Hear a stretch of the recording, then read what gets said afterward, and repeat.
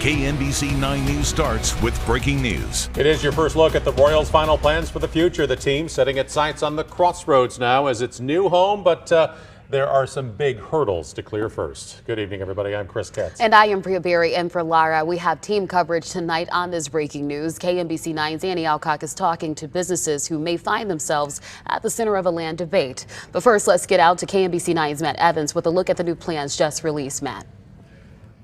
Yeah, Bria, the Royals making it official today. That Crossroads site that we've known they've been leaning toward for months. They say they plan that to make it their new home and by opening day of 2028. Today, we're at a crossroads.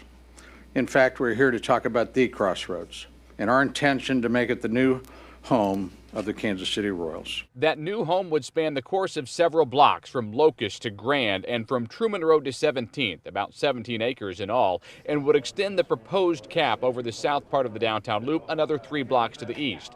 Team president John Sherman said they chose this side over the other downtown location in the East Village after continued talks with local leaders. The site began to emerge. I would say, a combination of some creative people, some forward thinking, the vision of the mayor and some real estate people, and then with that catalyst of the South Loop Park, the lid. The team is now in talks with property owners to acquire all the land, and they say they hope to come to mutually beneficial terms with everyone. We want to be, and we will be, good neighbors, and that starts with the land assemblage for this project.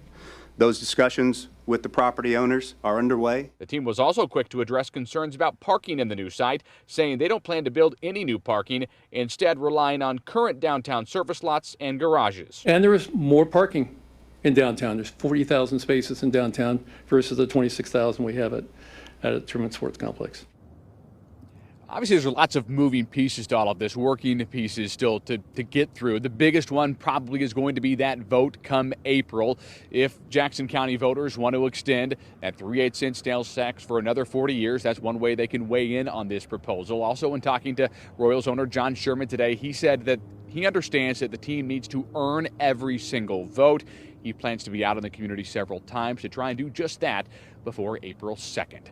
Live outside Kauffman Stadium tonight, Matt Evans, KNBC 9 News. Matt, thank you. Voting starts sooner than you may think. Those in the military or overseas can start voting on Friday. Now, locals can request absentee ballots next week.